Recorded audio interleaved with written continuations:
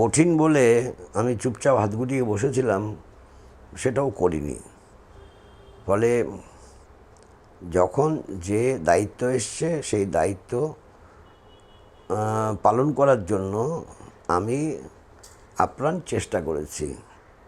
কারণ আমি রাজনীতি করতে কোনো বিশেষ ধান্দা নিয়ে রাজনীতি করতে আসিনি। জ্যোতি বসু একটা দীর্ঘ আন্দোলনের মধ্য দিয়ে জ্যোতি বসু গড়ে উঠেছে। সেই দীর্ঘ আন্দোলনের স্প্যানটা বুদ্ধদেব ভট্টাচার্য নেই। এটা তো ডিমার্কেট করতেই হবে। এটা ডিমার্কেট করলে কাউকে ছোট করা হয় না, কাউকে বড় করা হয় না। অনিলের পার্টি মেম্বারশিপ আমি দিয়েছি, বুদ্ধদেবের পার্টি মেম্বারশিপ আমি দিয়েছি। হ্যাঁ, কাজে এটা বাজারে চলছে, সব জায়গায় চলে, বলে সবাই। আমি সেরকম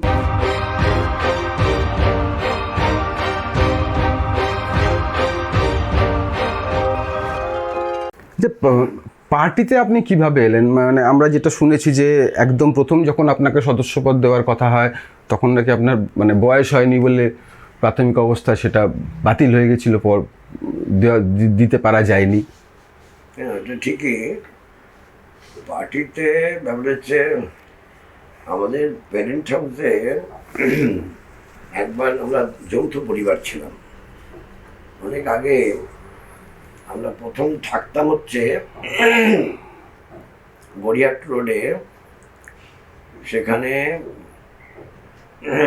যেখানে এখন কোলাভিলা বলে একটা জায়গা আছে, বা এখন অনেক দোকান ফোকান হয়েছে, ওখানে আগে একটা কিছু বাড়িঘর ছিল না, গাছ ছিল, নারকেল গাছ, পাম গাছ, অদ্ভুতভাবে ছিল। নারকেল গাছ, পাম গাছ এক জায়গায় থাকে না, ওখানে ছিল, তেঁতুল গাছ, এসব ছিল। যেখানে সিটি কলেজটা হয়েছে ওখানেও তো এরকম অনেক গাছ ছিল, সাউথ সিটি যেটা। আর আমরা যেখানে ছিলাম তার আগে একদম মুখটাতে দোকান ঘিরে, এখন সব উঁচু উঁচু বাড়ি হয়ে গেছে, দোকান ঘেরা।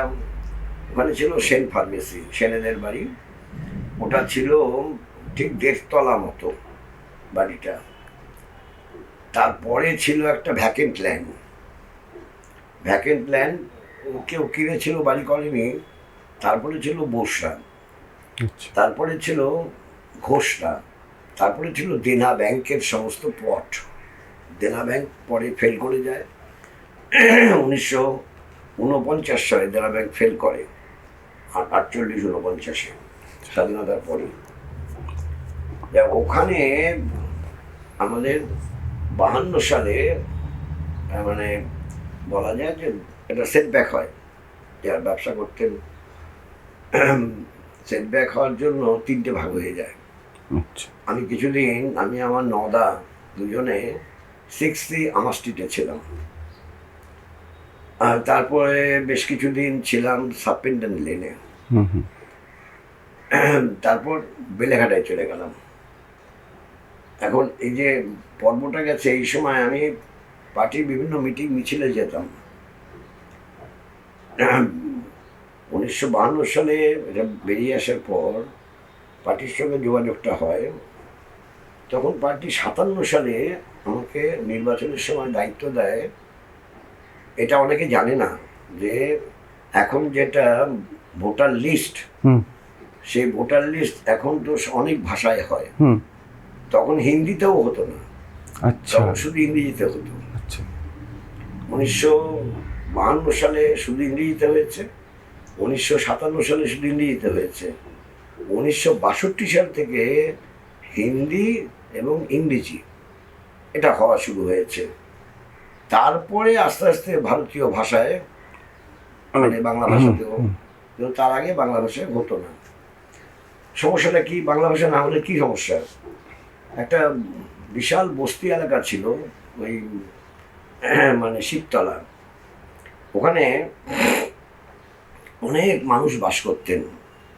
অনেকেই মানে ওখানেতে শ্রমজীবী মানুষ সংখ্যা বেশি, আবার কিছু মোরব্বার কোম্পানিও ছিল, ছাতু তৈরি করার মেশিনও ছিল, ইত্যাদি ইত্যাদি, সমস্ত বিশাল অঞ্চলটা। হিন্দিভাষী মানুষ। আচ্ছা। এখন মানে যারা আমাদের কাজ করতো তারা লেখাপড়া কম জানতো, ফলে ইংলিশে সব স্কুটনি করার ব্যাপারটা সমস্যা হচ্ছিল। আমাকে ডাকা হলো, ডেকে বলা হলো শিবতলায় তুমি কাজ করতে পারবে। আমার তখন তো আমি মানে যখন স্কুলে পড়ি স্কুলের ব্যাপার, তারপরে স্কুল থেকে কলেজে পড়ি, কলেজে সবসময় বলতাম পার্টিকে যে আমি যখন সময় পাবো তখন কাজটা করবো, সময় না পেলে কাজ করে ছুটির দিনে করবো কোন এরকম। তো যাই হোক আমাকে দায়িত্ব দেওয়া হলো, আমি স্ক্রুটনি করলাম। সেটা স্ক্রুটি রিপোর্টটা একটা ট্যাবুলেটেড ফর্মে, এটা রিপোর্টটা কতজন লেফট আউট, কতজন নোট্রেস, কতজন মানে dead, so and so fourth, যা করতে হয় করে একটা লিখিত নোট হাতে লিখে, টাইপ করে নয়, হাতে লিখে পার্টিকে জমা দিয়েছিলাম। পার্টিতে শুনেছিলাম আমি, পার্টিতে এই রিপোর্টটা খুব প্রশংসিত হয়েছে, যে অ্যাট এ গ্ল্যান্স সবটা বোঝা যাচ্ছে যে ওইখানকার চেহারাটা কি আছে। তো যাই হোক, তো শুনেছি এটা this has counted as a positive work of বিমান বোস, ওদের পার্টি নেতারা মনে করেছে। এখন তারপর বলা যায় যে অগাস্ট মাসে ওই বছর, এটা হয়েছিল ফেব্রুয়ারি মার্চ মাসে, আচ্ছা, অগাস্ট মাসে আমি তার যারা মিছিলে অংশগ্রহণ করি, মিটিং মিছিলে অংশগ্রহণ করি সবটাতেই, মানে আমাকে সদস্যপদ দেওয়া নাকি গৃহীত হয়েছে। ফর্ম ফিল আপ করতে বলে, ফর্ম ফিল আপ করি, ফর্ম ফিল আপ করতে যে করি মানে করা কমপ্লিট হয়নি, নাম ধাম ঠিকানা সব তো লিখেছি। বয়স যখন লিখছি তখন 17 বছর 1 মাস লিখি, হাত দিয়ে আটকে দিয়েছিল, এখন হবে না, 1 বছর পর হবে। যাই হোক, আবার এটাও ঠিক, এখনকার জেনারেশনের শিক্ষণীয় বিষয় যেটা, ওই অর্ধেক ফিল আপ করা ফর্মটাই কিন্তু 1 বছর পর আমাকে দেওয়া হয়। আচ্ছা, বাকিটা আমি ফিল আপ করি। আচ্ছা আচ্ছা। অর্থাৎ এখন তো ডকুমেন্ট রাখার ব্যাপারটা অনেক শিথিল হয়েছে, আগে এত শিথিল ছিল না অতীতে। যেমন পার্টিতে সদস্য কম ছিল, সেটাই হয়তো একটা কারণ। আরেকটা কারণ হচ্ছে ডকুমেন্ট রাখতে হয়, সেই জন্য। যাই হোক, আমি ফিল আপ করলাম, এই অর্থাৎ আন্ডার এজ ছিলাম আমি, আন্ডার এজ থাকার জন্য হয়নি। আচ্ছা, ভারতের ছাত্র ফেডারেশনের সর্বভারতীয় সাধারণ সম্পাদক, পশ্চিমবঙ্গ রাজ্য কমিটির সদস্য, আপনার পলিট ব্যুরোর সদস্য, কেন্দ্রীয় কমিটির সদস্য, বামফ্রন্ট চেয়ারম্যান, রাজ্য কমিটির সম্পাদক, আপনি যোগ্যতম ব্যক্তি হিসেবে এই সমস্ত পদেই দায়িত্ব সামলেছেন। পার্টি আপনাকে যে দায়িত্ব দিয়েছে আপনি সেই দায়িত্ব সামলেছেন। কিন্তু আমি যেটা জানতে চাইছি সেটা হচ্ছে যে আপনার কাছে সব থেকে কঠিন কোন দায়িত্বটা মনে হয়েছে? ব্যাপার হচ্ছে সব কাজই কঠিন, আবার সব কাজে করা যায় এরকম। আমি সব কাজ যোগ্যতার সঙ্গে করতে পেরেছি এটা আমি মনে করি না। আর কঠিন বলে আমি চুপচাপ হাত গুটিয়ে বসেছিলাম সেটাও করিনি। ফলে যখন যে দায়িত্ব এসছে সেই দায়িত্ব পালন করার জন্য আমি আপ্রাণ চেষ্টা করেছি। কারণ আমি রাজনীতি করতে কোনো বিশেষ ধান্দা নিয়ে রাজনীতি করতে আসিনি। যেটা এখনকার দিনে রাজনীতি যারা করে, অনেকে ধান্দাবাজি করতে রাজনীতি করে। তবে কমিউনিস্টদের মধ্যে ধান্দাবাজির জন্য রাজনীতি করতে আসে, এটা বিরল ঘটনা। মানে মানুষের স্বার্থে কাজ করতে হবে, দেশের স্বার্থে কাজ করতে হবে, এই মানসিকতা আমার ছেলেবেলা থেকেই গড়ে উঠেছিল, সেটা কোনো অসুবিধা ছিল না। আর বাড়ি একটুখানি অন্যরকম ছিল, রাজনৈতিক দিক থেকে কোনো রকম মানে আমার সাহায্য হয়নি। আমি জিজ্ঞেস করতাম ছেলে মানুষ, একেবারে বাচ্চা ছেলে।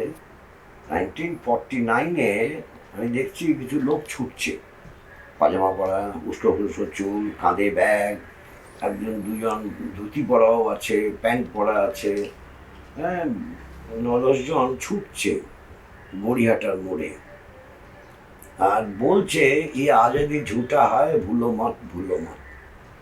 পার্টি তখন লাইন ছিল তাই। বিটি রামদেবে তখন সেক্রেটারি ছিলেন, জেনারেল সেক্রেটারি।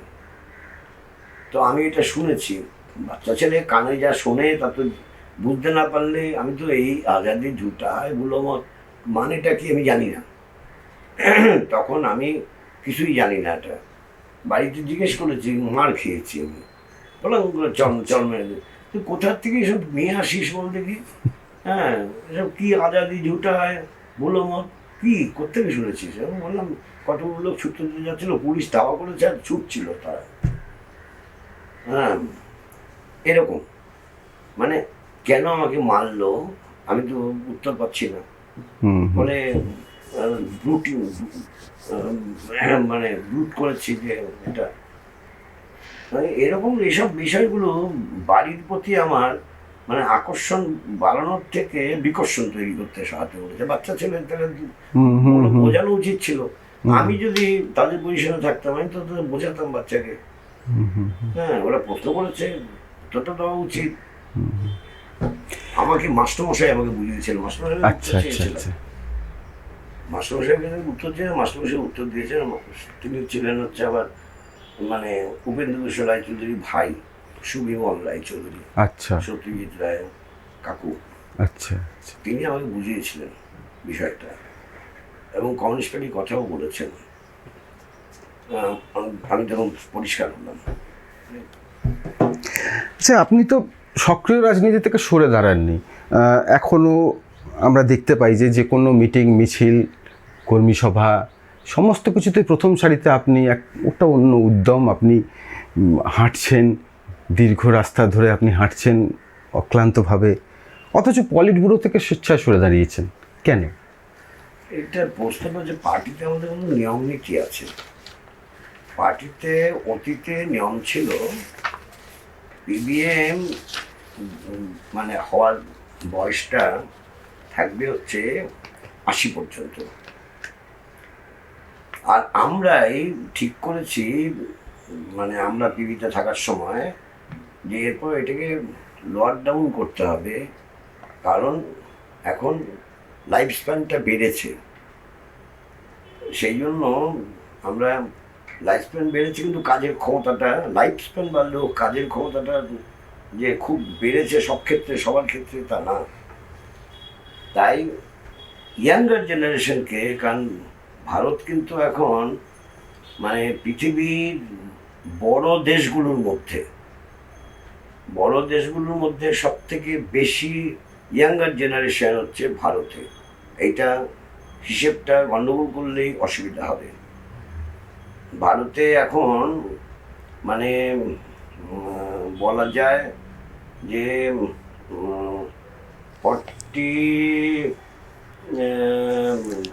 38 এইজ গ্রুপের পপুলেশনের রেশিওটা সম্ভবত 70%। আচ্ছা, সম্ভবত 70%। এটা আমি অনেক পুরনো ফিগার বলছি, পুরো কয়েক বছর আগের ফিগার। এটা হয়তো আরও বেড়েছে। 40 বছর পর্যন্ত বয়সের যদি গড় রেঞ্জটা ভারতে হয় সে অ্যাবাউট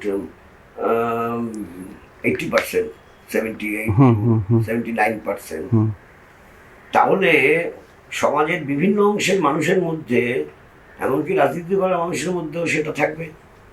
তাহলে ইয়াঙ্গার জেনারেশনকে প্রমোশন দিতে হলে পরেতে আমাদের উপরের দিকটায় সিলিংটা ডাউনে আনতে হবে। সিলিং ছিল আগে 80 বছর, আমরাই করলাম 75 বছর। 80 বছর সিলিংয়ে আমি তো 80-র উপরে ছিলাম যখন পার্টি কংগ্রেস হয়। হ্যাঁ, যে আমি এখন রানিং 84। ন্যাচারালি নতুনদের আসার সুযোগ তৈরি করতে হলে পরেতে একটা সেটকে, একটা অংশকে কমিটি সদস্য না থেকে কাজ করতে হবে। যদি সে কর্মক্ষম থাকে, কর্মক্ষম না থাকলে কাজ করবে কী করে? যে বিছানায় শুয়ে থাকে সে কী করে কাজ করবে? যেরকম কমরেড বুদ্ধদেব ভট্টাচার্য, সে কি কাজ করতে পারছে? কাজ করতে পারছে না, কিন্তু সে তো শারীরিক কারণে কাজ করতে পারছে না। এরকম তো আছে। আর দুদিন পরে আমি হয়তো বেড রিডেন হয়ে যাব, তখন কাজ করবো কী করে? কাজ করা যাবে না। আপনার যে দীর্ঘ রাজনৈতিক জীবন, আপনি খুব কাছে থেকে দেখেছেন, একসঙ্গে কাজ করেছেন অগ্রজ প্রতিম আপনার জ্যোতি বসু এবং অনুজ প্রতিম বুদ্ধদেব ভট্টাচার্য। এই যে দুজন মানুষ, এদের সম্পর্কে যদি আপনাকে বলতে বলা হয়, আপনি কি বলবেন? জ্যোতি বসু একটা দীর্ঘ আন্দোলনের মধ্য দিয়ে জ্যোতি বসু গড়ে উঠেছে। সেই দীর্ঘ আন্দোলনের স্প্যানটা বুদ্ধদেব ভট্টাচার্য নেই। এটা তো ডিমার্কেট করতেই হবে। এটা ডিমার্কেট করলে কাউকে ছোট করা হয় না, কাউকে বড় করা হয় না। এটা হচ্ছে ফ্যাকচুয়াল বিষয়।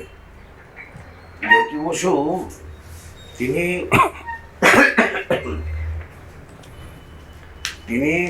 46 সালে বিধানসভায় ঢুকেছিলেন রেলওয়ে ক্ষেত্র থেকে। আমাদের এখানে 3 জন জিতেছিলেন পার্টির পক্ষ থেকে। এক রূপনারায়ণ রায়, তিনি জিতেছিলেন কৃষি ক্ষেত্র থেকে, সারা বাংলার। আর রেল ক্ষেত্র থেকে জ্যোতি বসু, আর চা ক্ষেত্র থেকে জিতেছিলেন রতনলাল ব্রাহ্মণ। আচ্ছা। এখন 46 সালে জ্যোতি বসু বিধানসভার সদস্য হয়েছিলেন, তখন বুদ্ধদেব ভট্টাচার্যের বয়স ছিল 2 বছর। তখন 44 সালে জন্মগ্রহণ করেছে। যে 44 সালে জন্মগ্রহণ করেছে, যার বয়স 2 বছর বয়স তখন জ্যোতি বসু বিধানসভার সদস্য এবং আন্দোলন সংগ্রামের তিনি নেতৃত্ব দেওয়ার সহকারী ভূমিকায় যুক্ত হয়ে গেছেন। ফলে দুজনকে এক জায়গায় তার করিয়ে কী করে বিচার করা যাবে? একটা রাজনীতিটা হচ্ছে ফলিত কাজ, এটা applied science. Politics is applied science. এই অ্যাপ্লাইড সায়েন্স যে করে রপ্ত হয়ে গেছে, অনেক দিন থেকে রপ্ত হয়ে গেছেন, তার সঙ্গে একজন অনুজের সেরকম ব্যবধানের অনুজের তুলনা করাটা সঠিক না। সে এবার একটু অন্য প্রসঙ্গে আসি, সেটা হচ্ছে যে 1977 সালে বামফ্রন্ট সরকার যখন ক্ষমতায় এলো, তখন রাজ্যে সাক্ষরতার হার মোটামুটি 43-44%। এবং ক্ষমতায় আসার পরে কিছুদিন পর থেকেই বামফ্রন্ট কিন্তু সাক্ষরতার বিষয়টাতে খুব গুরুত্ব দেয়, এবং তখন যে একটা সাক্ষরতা আন্দোলন তৈরি হয়, তার একদম আপনি সামনের সারিতে থেকে নেতৃত্ব দিয়েছেন। এর পাশাপাশি পণ্ডিত ঈশ্বরচন্দ্র বিদ্যাসাগরকে নিয়েও আপনার প্রচুর কাজ আছে, এবং আপনি আমাদের যে বিদ্যাসাগর মেলা, সেটাও আপনি শুরু করেছেন। এছাড়া আমরা যদি মেদিনীপুর জেলা, পুরুলিয়া জেলাতেও আপনি ঈশ্বরচন্দ্র বিদ্যাসাগর নিয়ে অনেক কিছু করেছেন। তো এই অভিজ্ঞতা যদি একটু বলেন। ব্যাপার হচ্ছে, প্রথমত হচ্ছে 77 সালে বামফ্রন্ট সরকার গড়ে ওঠার সময় শিক্ষার হারটা অত নিচে ছিল না। শিক্ষার হার হচ্ছে যে নাম সই করতে পারে, গুনতে পারে, পড়তে পারে, সেই শিক্ষিত, এটাই ধরা হয়। এখন তখন এর থেকে একটু বেশি ছিল, সেটা বড় কথা না। বড় কথা হচ্ছে 77-এ বামফ্রন্ট গড়ে ওঠার পরই কিন্তু সাক্ষরতার ব্যাপারে গুরুত্ব আরোপ করেছে বামফ্রন্ট সরকার, সেটা সঠিক তথ্য নয়। একটু পরে প্রথম বামফ্রন্ট সরকারের সাফল্য পরিমাপ করতে গিয়ে দেখা গেছে শিক্ষার ক্ষেত্রে আরও কিছু করা উচিত। আচ্ছা। যদিও শিক্ষার ক্ষেত্রে কাজ প্রথম থেকে গুরুত্ব পেয়েছিল, তথাপি দ্বিতীয় বামফ্রন্টের সরকারের সময় থেকে এটাকে আরও একটু বেশি গুরুত্ব দেওয়া হয়। নতুন স্কুল গড়ে ওঠে, নতুন কলেজ গড়ে ওঠে ইত্যাদি। আমি যদি মানে এক্সাম্পল দিয়ে বলি যে মানে পুরুলিয়া জেলায় তখন প্রথম বামফ্রন্ট আমলে কলেজের সংখ্যা ছিল সবাই ধরুন নীলমণি 2টো, আচ্ছা। কিন্তু তারপর বাড়তে শুরু করলো, 6টা 7টা 8টা এরকম হয়ে গেল। কলেজ দিয়ে তো শিক্ষার প্রসারটাই সবটা পরিমাপ করা যায় না, বাইরে থেকে ওইসব কলেজে পড়তে পারে, সেটা আলাদা কথা, কিন্তু স্কুলের সংখ্যা বাড়তে শুরু করলো। এবং আগে ছিল অ্যাডাল্ট এডুকেশন সেন্টার, সরকারেরও অ্যাডাল্ট এডুকেশন সেন্টার ছিল, অ্যাডাল্ট এডুকেশনের একটা অ্যাডভাইজারি বোর্ড ছিল, অ্যাডভাইজারি কমিটি ছিল, সেটাতে আমিও সৌভাগ্যক্রমে তার সদস্য ছিলাম। তখন আমরা দেখি যে এই অ্যাডাল্ট এডুকেশন সেন্টার সরকারের পক্ষ থেকে যেগুলো পরিচালিত হয় সেগুলো ঠিকমতো হচ্ছে না। আমার ঠিকমতো হচ্ছে না কি করে বলছি, এটা তখন আমার কাছে কোনো তথ্য নেই। এটা এক সভাতে আমি বলে দিই, সভাতে সভাপতিত্ব করছিলেন জ্যোতিবাবু নিজে, মুখ্যমন্ত্রী। আচ্ছা। তো তিনি বলেন কী করে বললে, না আমি একটা সেন্টারে গেছি, যাওয়ার সময় ঘাসগুলো সব দাঁড়িয়ে আছে, যদি পড়ুয়ারা আসে, যিনি প্রশিক্ষক তিনি আসেন যান, তাহলে ঘাসের কিন্তু মাথা নত হয়ে যাবে, একেবারে মিশে যাবে, নিচে থাকবে, অত ঘাস দাঁড়িয়ে আছে মানে কেউ আসে না, কেউ যায় না, পা পড়ে না। অন্যদিকে ওই সেন্টারে ধুলোবালি যা পড়েছে, আমি লিখে দিয়েছিলাম আঙুল দিয়ে, এই বয়স্ক শিক্ষা কেন্দ্র বন্ধ রয়েছে, বামফ্রন্টের আমলেই আমি লিখে দিয়েছিলাম। তখন যদি বললো এরকম আছে নাকি, খবর নিন তো, কোনটা চলে কোনটা চলে না। তারপর থেকে তখন জানি যারা শিক্ষার ব্যাপারে দায়িত্ব নিয়েছিলেন তাদেরকে বলে এটা দেখতে হবে। ও বলছে যখন, ও তো গেছে বলছে, আমি কোন জায়গায় আমি বলে দিয়েছি, জায়গার নামও বলে দিয়েছি, সবাই স্বীকার করেছে। তারপর এইভাবে দেখা গেল যে এইভাবে বাড়াতে হবে, তখন অ্যাডাল্ট এডুকেশন সেন্টার বাড়াতে হবে। অ্যাডাল্ট এডুকেশন সেন্টারের প্রশিক্ষক তৈরি হতো বেঙ্গল সোশ্যাল সার্ভিস দিয়ে, তখন বঙ্গীয় সাক্ষরতা প্রসার সমিতি গড়ে ওঠেনি, তারপর বঙ্গীয় সাক্ষরতা প্রসার সমিতি গড়ে ওঠে, এবং আমরাও সাক্ষরতার ব্যাপারটা গুরুত্ব আরোপ করি ইত্যাদি। এবং তখন এই কাজ হতে হতেই ভারত সরকার ঘোষণা করে যে ইউনিভার্সাল অ্যাডাল্ট এডুকেশন। ইউনিভার্সাল মানে হচ্ছে তারা অর্থকরী সাহায্য করবেন, প্রশিক্ষক দেবেন এবং ইত্যাদি ইত্যাদি সমস্ত, সারা দেশে কাশ্মীর থেকে কন্যাকুমারী, কচ্ছ থেকে কোহিমা, সর্বত্র এটা চলবে। দেখা গেল সেই সময়তে কেরালায় শিক্ষার হারটা একটু বেশি ছিল, এবং সেটা দেখা গেছে কোঠারি কমিশনের যে রিপোর্ট হয়েছিল ডিএস কোঠারির নেতৃত্বে, তাতে মানে এডুকেশনের, জেনারেল এডুকেশনের ব্যাপারেতে 1 নম্বর জায়গায় যারা ছিল তা অবশ্যই কেরালা একজন, কেরালা একটা, আর ছিল হচ্ছে এখনকার মেঘালয়, তখন মেঘালয় ছিল না, তখন আসামের অংশ ছিল। সেখানে দেখা গেল যে ওখানে এর্নাকুলাম, কোট্টায়াম, কুইলান, এরা সব থেকে বেশি লিটারেসি রেট এই 3টি জেলাতে। আর আসামের খাসিয়া, জয়ন্তিয়া, এখানে লিটারেসি রেট অনেক বেশি। সেটা মূলত হয়েছে খ্রিস্টান মিশনারিদের জন্য, আমাদের কারোর বেশি কোনো কৃতিত্ব নেই। কিন্তু কেরালায় তাদের খ্রিস্টান মিশনারিদের ভূমিকাও আছে, এলাকার মানুষেরও ভূমিকা আছে। কেরালায় লিটারেসি রেটটা হাই বরাবর ছিল, এটা দেখা যায়। কোঠারি কমিশনের রিপোর্টটাকে ভালো করে স্ক্যান করলেই বোঝা যাবে, এবং কোঠারি কমিশনের রিপোর্টটাকে কোট করেই কিন্তু গুনান মিদু, যিনি নোবেল অ্যাওয়ার্ডের, তিনি তার এশিয়ান ড্রামা বইতে এই কোঠারি কমিশনের রিপোর্টটা কোট করে ভালো করে দেখিয়েছেন। ওটা একটা অথেন্টিক, খুব খেটে খুঁটে কোঠারি কমিশন রিপোর্ট তৈরি হয়েছিল, এবং এটা তো সব থেকে ভলিউমাস রিপোর্ট ছিল, আর সার্ভেগুলো খুব ভালো ছিল। যাই হোক, আমরা তার থেকেও শিক্ষা গ্রহণ করি, এবং তারপর আমরা যখন একটা মিটিং করি, একটা 8ই সেপ্টেম্বর হচ্ছে ইন্টারন্যাশনাল লিটারেসি ডে। যেরকম আজকে হচ্ছে ইন্টারন্যাশনাল মাদার টাং ডে, তো ইন্টারন্যাশনাল লিটারেসি ডেটাও অ্যানাউন্স করেছিল ইউনেস্কো। 1966 সালে ওখানেতে তেহরানে, ইরানের তেহরানেতে মিটিং হয়।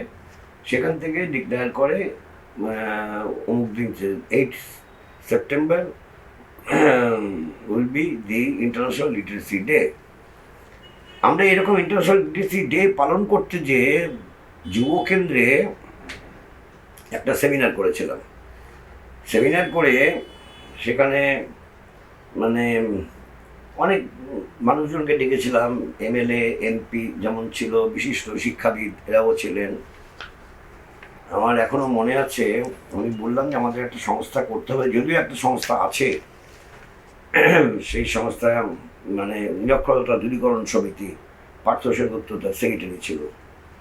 আমরা বলি আমাদের ওটা থাকলেও আমাদের একটা ব্রড ক্যানভাসে কাজ করার জন্য আমাদের একটা সংস্থা, লিটারেসি সংস্থা নতুন করে তৈরি করতে হবে, এবং তাতে ভলেন্টারি ফাংশন করার জন্য আমাদের উদ্বুদ্ধ করতে হবে। এসব বলেছি সেমিনার অংশগ্রহণ করার পর। গীতা মুখার্জি এমপি তিনি ছিলেন উপস্থিত। গীতাদি আমি শেষ করে বসার পরে বললো, বিমান যে প্রস্তাবটা দেখেছে আমি মনে করি আজকেই এটা আমাদের গঠন করা উচিত। উনি বললেন যে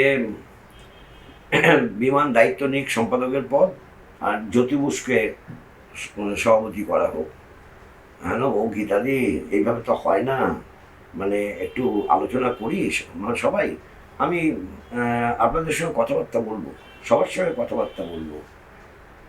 তারপর বামফ্রন্টের প্রতিনিধিদের সঙ্গে কথাবার্তা বলেই আমরা বঙ্গীয় সাক্ষরতা প্রচার সমিতি তৈরি করি। বঙ্গীয় Saksharata Prachar Samiti the product of the left front oriented organisation. তখন সবাই ছিলেন, সবাই কিছু ভূমিকা পালন করতেন, ধীরে ধীরে অন্যেরা ভূমিকা পালন করতে পারলেন না, আস্তে আস্তে সংগঠনটা একটু অন্যরকম হয়ে গেল। তাহলে বঙ্গীয় সাক্ষরতা প্রচার সমিতি would have mobilized মানে huge number of volunteers during those days. Anyway, আমরা শুনেছি যে পার্টিতে প্রয়াত অনিল বিশ্বাস, বুদ্ধদেব ভট্টাচার্য এবং আপনারা ভবিষ্যতে কে কোন দায়িত্ব পালন করবেন সেটা ঠিক করেছিলেন প্রমোদ দাশগুপ্ত। এই বিষয়ে যদি কিছু বলেন। এটা আমি জানি না, কারণ অনিলের পার্টি মেম্বারশিপ আমি দিয়েছি, বুদ্ধদেবের পার্টি মেম্বারশিপ আমি দিয়েছি। আচ্ছা, হ্যাঁ, কাজে এটা বাজারে চলছে, সব জায়গায় চলে, বলে সবাই। হ্যাঁ, আমি সেরকম শুনেছি বলে জিজ্ঞেস করলাম আপনাকে। সবাই বলে আর কি, মানে এটা ঠিক যে অনিলের মেম্বারশিপ হয়েছে 1965-এর শেষ দিকে। আচ্ছা, আর বুদ্ধ মেম্বারশিপ হয়েছে 1966-এর শুরুর দিকে। আচ্ছা, আমি লিখে রেকমেন্ড করি যে ওদের মেম্বারশিপ দেওয়া উচিত। তা আমি যাই হোক, এটা বাজারে চলছে, আমরা নিয়ে একসঙ্গে সব পরিকল্পনা করতাম। অনিল তো ছাত্র আন্দোলন অল্প দিন করেছে, কিন্তু করেছে যখন নাকি আসলো করিমপুর থেকে কাগেন ইউনিভার্সিটিতে ভর্তি হলো। বুদ্ধদেব প্রেসিডেন্সি কলেজের পর ইউনিভার্সিটিতে আসার পর ছাত্র আন্দোলন সে সিরিয়াসলি করেছে, এই ব্যাপারে সন্দেহ নেই। তারপর যুব আন্দোলনে চলে গেল অনিল, তারপর চলে আসলো কাগজে। রাজ্যের বর্তমান রাজনৈতিক পরিস্থিতি এবং মিডিয়ার ভূমিকা আপনি কি বলবেন? এটা তো কাউকে দোষ দিয়ে লাভ নেই। এই মিডিয়াগুলো তো কর্পোরেটের আদর্শ অনুযায়ী পরিচালিত হয়। মোস্টলি কর্পোরেট হাউসগুলো মিডিয়া পরিচালনা করে। ধরুন বলা যায় আগে যেটা অন্ধ্রপ্রদেশের মিস্টার রামোজি রাও, তার ইটিভি ছিল। টিভি আজকে নাম পরিবর্তন হয়ে সেটা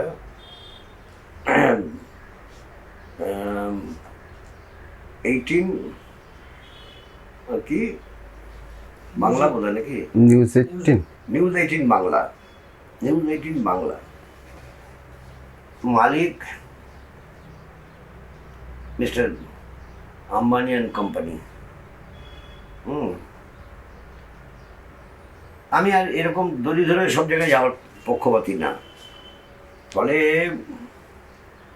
যদি কর্পোরেটের দৃষ্টিভঙ্গিতে মিডিয়া পরিচালিত হয়, তাহলে সেই মিডিয়াতে সত্যের উদ্ঘাটন সবসময় হবেই, এটা নাও হতে পারে।